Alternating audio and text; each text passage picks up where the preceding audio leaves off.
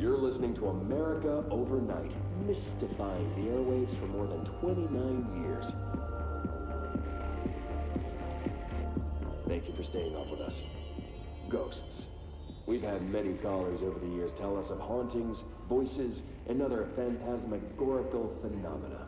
Today, friend of the show, Dr. Quincy Reagan, tells his story. Quincy. Thanks. This is something I experienced recently while staying at the Chili Pines Motel in Macon for last year's SuspiciaCon. I was in room 47. The night manager, an avid listener of the program, insisted I take this particular room. Now, the manager explained that years back, the body of a man was discovered under the bed, inside that wooden border that motel beds tend to have. And the body had been there a week, he said. Guests had stayed there, sleeping with the corpse a foot below. They only found the body when housekeepers complained about the smell. Hauntings have been reported in room 47 ever since. I happily took the room. I fell asleep pretty quick, checking under the bed first, of course. No ghosts visited me, no chilly spots or flickering lights. But when I woke up, I found myself under the bed. It was dark and stiflingly hot. Luckily, I was able to push the mattress off and crawl out before I suffocated. The night manager was kind enough to find me another room. Oh, there you have it, listeners. What we call ghosts take many forms. Quincy was brave enough to tell his story, and I encourage you to keep calling and writing whenever you encounter something strange, something you can't explain. Maybe you're seeing colors that we have no name for. Maybe your toaster is possessed. Remember, dear listeners, when no one else believes you, we do. America Overnight, we'll be right back.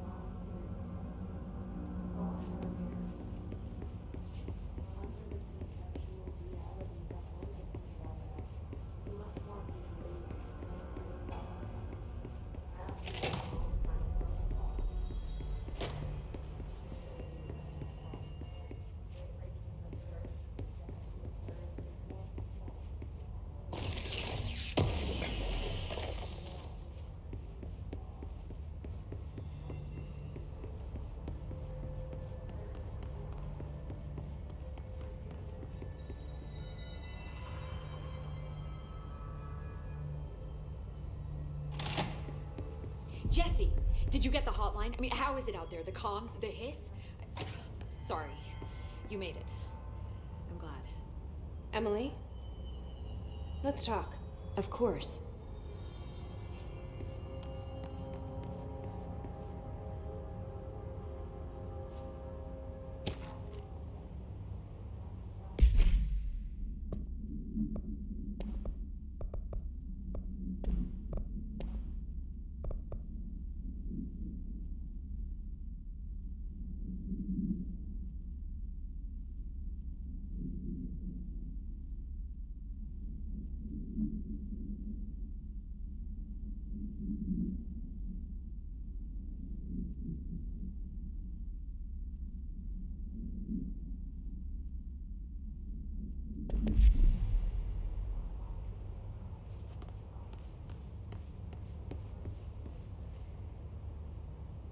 I got the hotline. I can make out what Trench is saying now. Incredible. What did he say? He talked about his management team. People who knew the Bureau's secrets. Your boss, Darling. Tomasi, but he's gone. He's gone. Salvador? He's the head of security. And Marshall? Helen Marshall is head of operations. She's tough, ex-CIA. She took her Rangers and went to the research sector to secure the HRA production. She hasn't come back. Someone who could help us. The other sectors. How do I get there? It's impossible because of the internal lockdown. You can perform a directorial override to lift it, but that can only be done in the maintenance sector. Normally, you take the sector elevator down there. It connects all the sectors, but it won't work while the lockdown is in effect. We already got past one lockdown.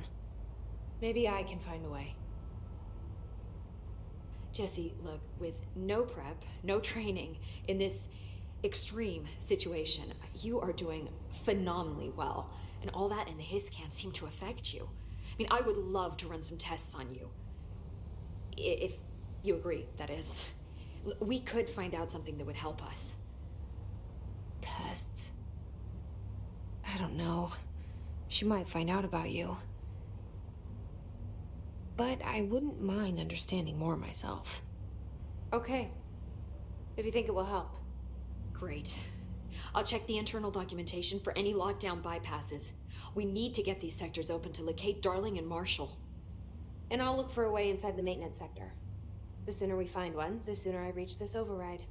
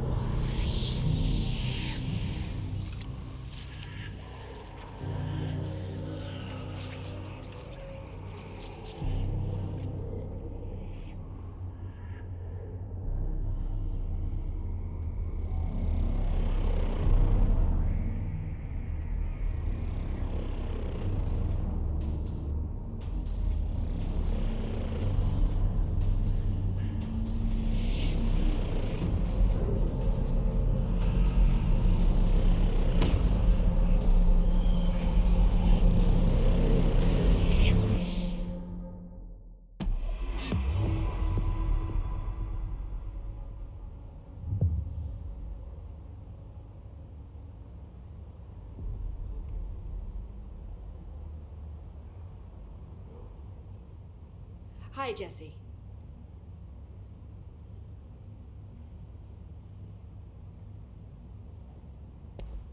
Thanks, Emily. I'm sure I'll have more questions soon. Just let me know.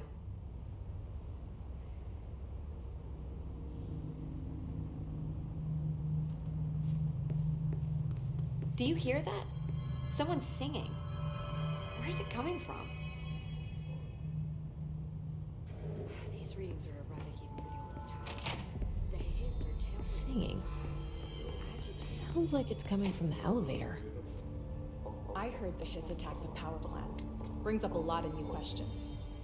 communicating, coordinating? What about the plant attracted them? The power plant is largely confidential. No use guessing the Hiss's motives if we don't even know what kind of energy it uses. What do you mean? It has to be a fusion reactor. There's no other way to create that kind of energy output, right?